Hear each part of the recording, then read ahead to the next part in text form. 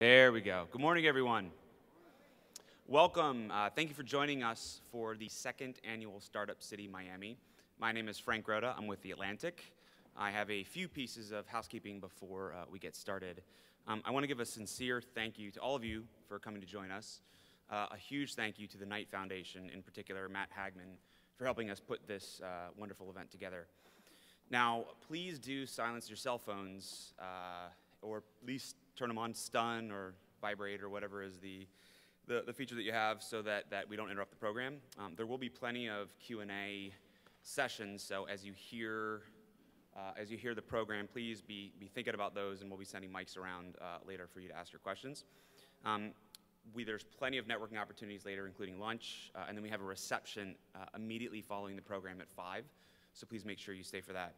On social media, please do follow us. The hashtag is StartupMiami. You can also follow both Atlantic and the Knight Foundation. Atlantic is at Atlantic_live. Knight Foundation is at KnightFDN. That's KnightFDN. That's all I have. So without further ado, I want to kick it over to Richard Florida, and thank you.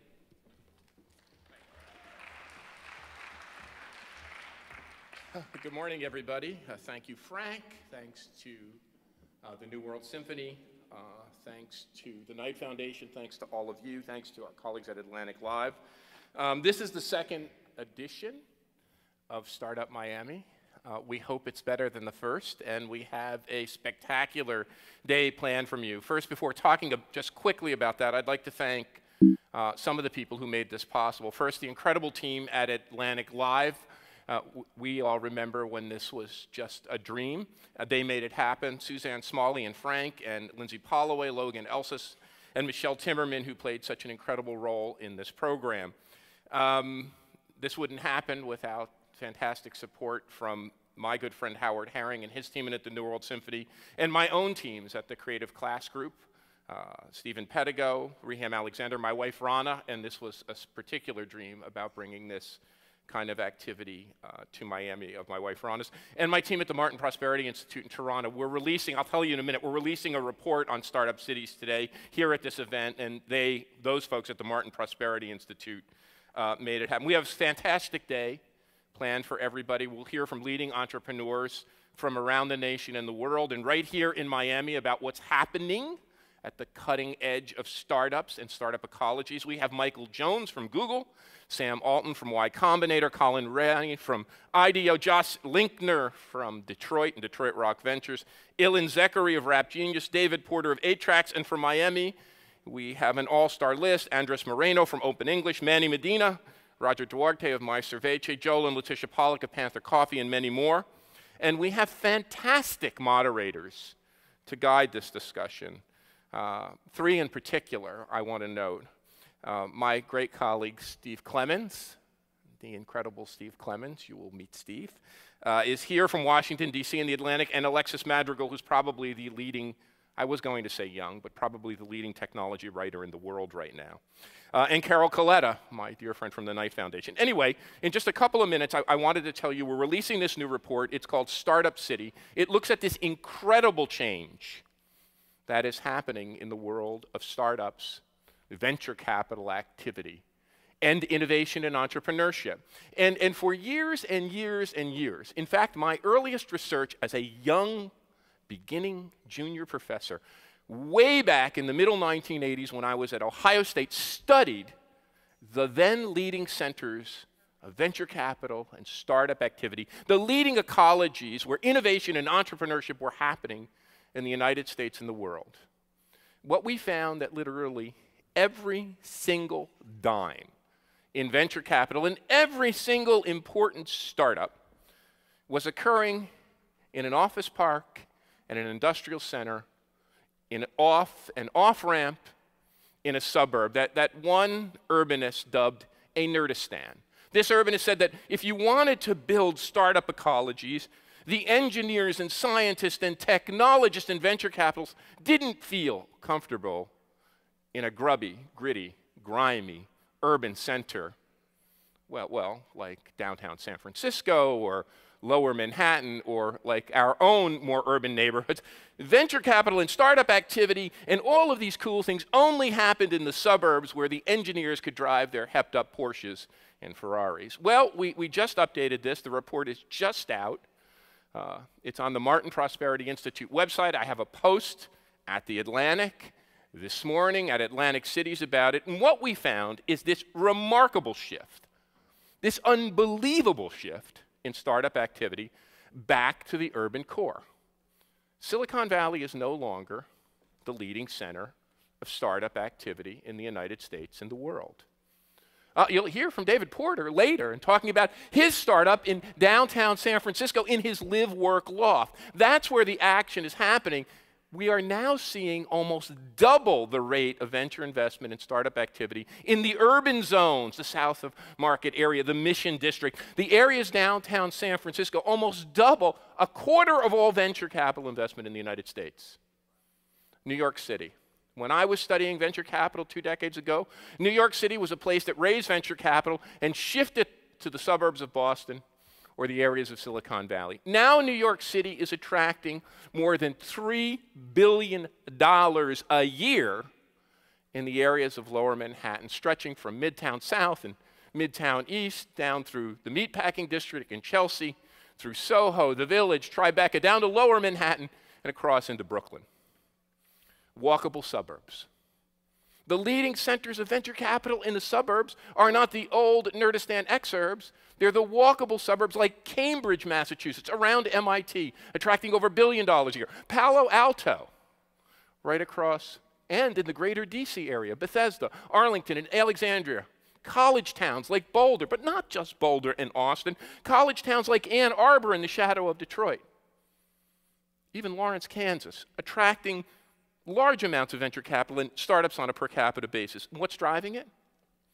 Well, we've interviewed lots of entrepreneurs and a lot of startup leaders. We've talked to people like Fred Wilson in New York and many others across the country. It's the demands of talent. You know, Endeavor International, thanks to the Knight Foundation, opened their first office outside of the rest of the world in the United States in Miami. There's a major new study from Endeavor and their team which shows what do entrepreneurs want, what drives the decisions of entrepreneurs, what do they look for in a city, what do they value in an ecosystem. It's talent. And increasingly, talent wants to be in vibrant, dynamic urban centers. Our report proves this. We show a high degree of correlation between rates of startup activity, rates of venture capital investment, and places that have talent, high degrees of college-educated people, an area where Miami, frankly, lags. A high proportion of workers doing knowledge work, or members of what I call the creative class, science, technology, business, professionals, finance, healthcare, but also arts, culture, media, and entertainment. And the other thing that we find, which is driving the shift of startup activity and startup ecologies back to the urban core, is a preference for diversity. We find high degrees of correlation between startup activity and venture investment and the number of foreign-born people, an area Miami and greater Miami perform well in. The percentage of people who are involved in arts, culture, entertainment, and the media, and of course, the openness of a community to the gay and lesbian population. That's not because diversity drives economic growth and startup activity. It's because an open-minded place, a diverse place, is open to new kinds of thinking, new kinds of ideas, supports, and allows people from outside, just like we're seeing here, outsiders to come into a community and quickly mobilize. That's why places that were once home to fashion industries or movie industries, arts and music scenes, were once welcoming centers for the gay and lesbian community. It's not a one-to-one association. It's that they're the kind of open-minded communities, the kind of diverse communities, the kind of talent-attracting communities that can really succeed in allowing all kinds of people, young and old, boy and girl, straight or gay, Latino, Asian, Caucasian, African American, to engage and create those resources, mobilize people around them. We don't cover Miami in the report, so we did additional research. Because when we started the report 3 years ago, Miami was off the list. Greater Miami didn't touch the top 20 centers of venture capital activity.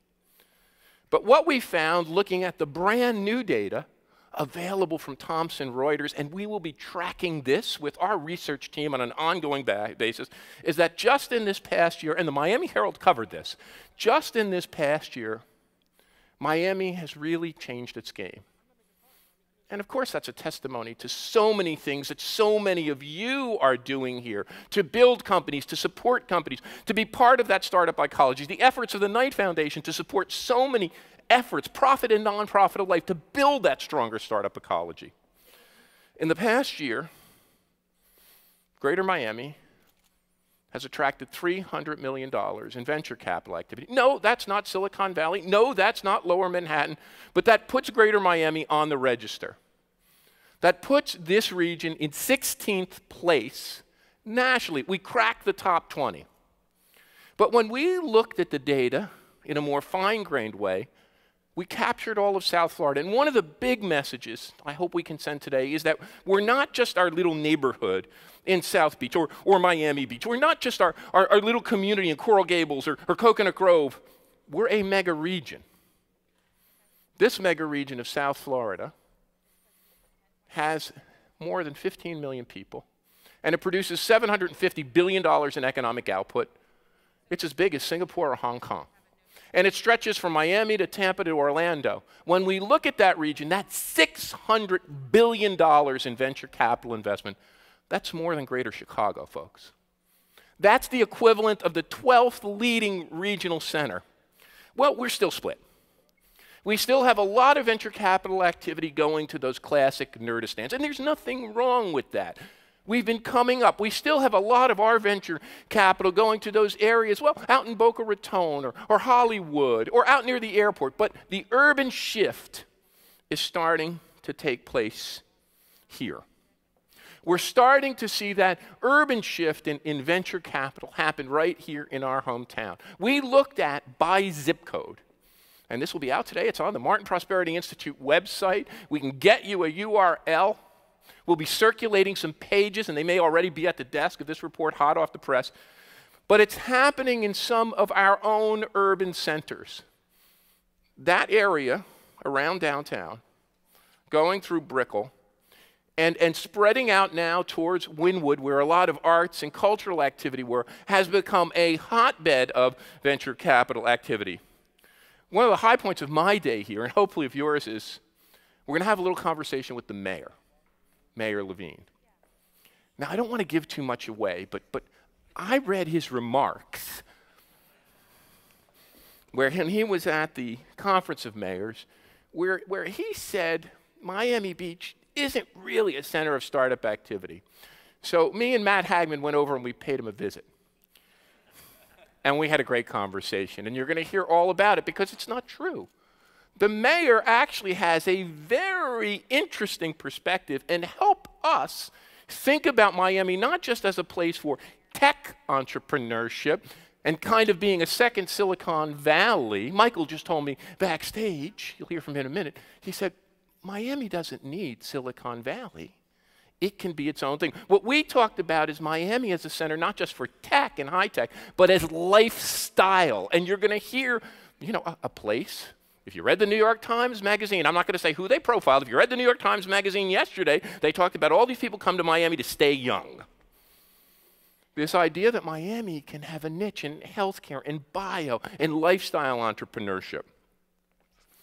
Well, we have a big day planned, and it's an exciting day, and I'm looking forward to all of it, and so glad that so many of you are here. But there's one person who deserves special thanks. He's the person who really created this community. He's the person who got me and Rana and the Atlantic and our teams involved in that. He's the person who said, when he took his then new job, he was going to help put Miami on the map as a center for entrepreneurship and innovation and startup, and then we got to know one another. And I think I can call him not only a colleague, but a very close and dear personal friend. I'd like to introduce my friend and the person whose brain and checkbook is really behind this, Matt Hagman of the Knight Foundation. Thanks, brother.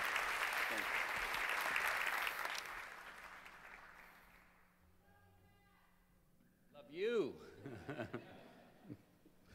Well, Richard, thank you very much